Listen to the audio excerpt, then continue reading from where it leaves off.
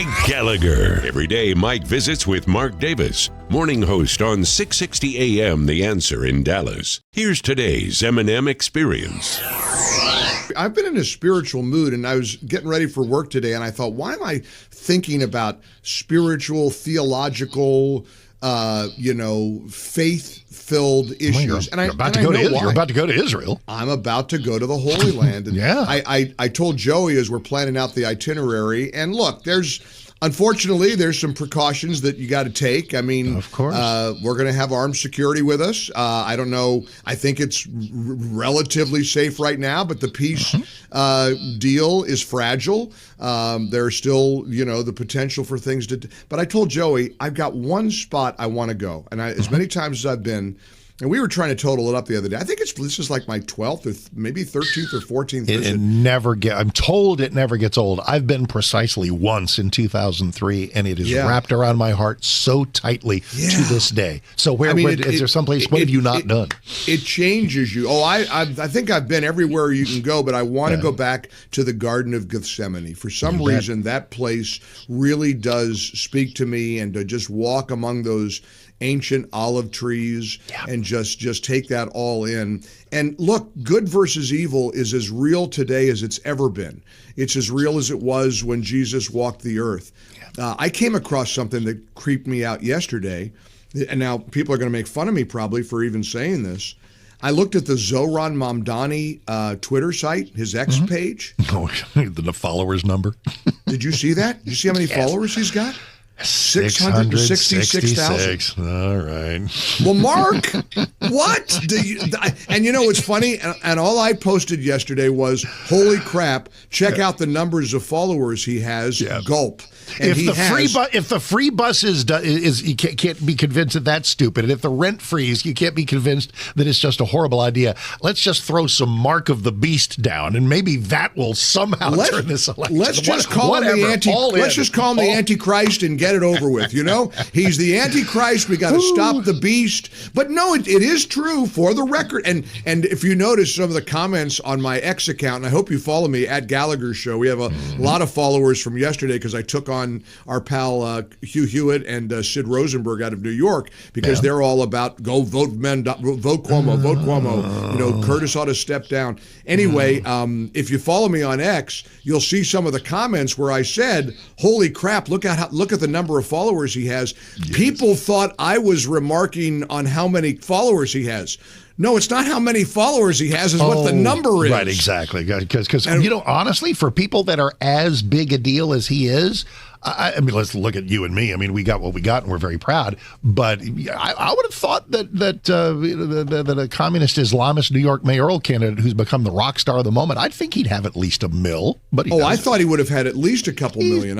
What does AOC have? I'll look while you talk. That number is going to stay at 666. That was the joke I made back. Listen, it's a number. It's like when the odometer goes to 100,000. It's a number. Oh, it's a real number though. It's a number, all right. But if he gets, as this election draws closer and closer and closer, he clearly is getting thousands and thousands of new followers. But if that number stays at 666,000 on his Twitter feed, I think we're on to something. Now, can I hold your feet to the fire for a moment? Of course. Do you're mocking me? Do you not think this is like kind of creepy? 666,000 followers on Twitter? I think he's creepy. I think his ideas are terrible. Yes, they're not just no. Don't say that. I think the incidental number of followers he has is numerological. Let's go to the text line 800-655-6453. Oh, by the way, and that doesn't mean that I sneeze at any of the imagery or Mark of the Beast stuff. What do I know? But is this necessarily linkable to something? I mean, evil is real, and totally. I almost wonder if you're not marginalizing things a little bit when you say, well, I don't like his ideas. Mark, this is more than that. It's 100%. So let me add to the paragraph and hopefully not spoil a good quality scolding from you. Every Democrat has bad ideas. Let's stipulate, right? Every Democrat, even the ones who we find fairly likable and affable. The degree to which he seeks to undermine some of the foundations of the great city of New York and the foundations of what makes our country great. it is insidious in ways that go far beyond what a normal Democrat's bad policy. When somebody doesn't denounce the expression globalize the intifada, when somebody is perfectly fine with posing for a photograph, smiling with a jihadist, a guy who was an unindicted co-conspirator in the first World Trade Center bombing, these aren't bad ideas. This is a bad person. This is terrible for New York. It's terrible for the country. Hey, let's end real quick. I've got the number before you take us down another wonderful rabbit hole. He has, as we've now documented, 666,000 followers. How many followers does AOC have? Take a stab. 2 million. 12.7 million. She's a big deal, man. She's a big deal. Arguably, she's a bigger deal than Zohran Mamdani. Oh, I mean, nationally, and of course she is. She's a big national star. But see, doesn't he replace her as the face of the Democrat Party if he wins? No, of course not. Any more than Rudy Giuliani as the mayor of New York City is a very, very big thing. Zohran Mamdani, if he wins, will become one of the 7 or 8 most significant Democrats in the country. Maybe one of the 5, but number one, no. Okay. All right. Well, I think you know why he's going to be number one? Because we're going to make him number one. We're going to make sure he's we're going to offer him so much. The light of attention will be shining so brightly on him, you won't know what hit him. It is true. Think about this before I go on to the next rabbit hole, as you put it. It is true, though, isn't he? If he wins, isn't he going to face some of the most massive, enormous pushback of any mayor in the history of the country? He will, and I hope it will matter because did you watch J.B. Pritzker on with Bret Baier last night? Oh, you bet I did. It was a spanking, and people think they go on Bret Baier. It's like, I'm not going on Hannity. It's not going to be so partisan. And by the way, it's not. Bret Baier destroyed J.B. Pritzker with nothing but objective facts. The reason I bring that up is J.B. Pritzker is a blight on America. He is a horrible governor. So there are so many Democrats who are just outright horrible, and we shine the light of attention on them, and it's not like they buckle. It's not like they wither and go away. So I don't. Yes, we will shine all kinds of attention on the ways in which Mayor Mamdani, I hope, destroys New York, but I hope it'll matter, but I don't know that it necessarily will.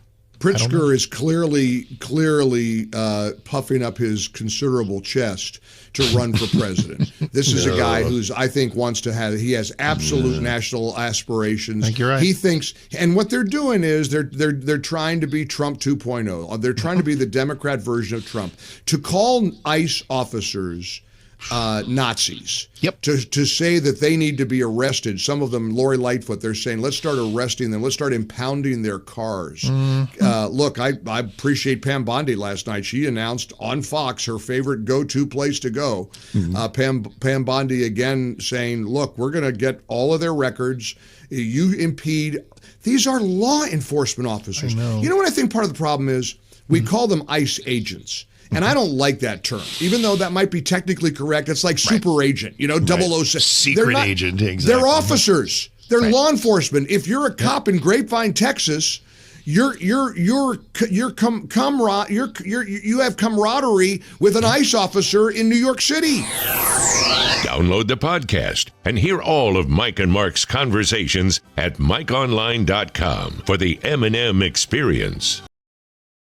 That's a wrap for a Friday. We'll be in New York City on Monday and then winging our way to Israel next week. I hope you can join us then. In the meantime, hope you have a terrific weekend. Be safe. Keep fighting the good fight. I'm Mike Gallagher. God bless America.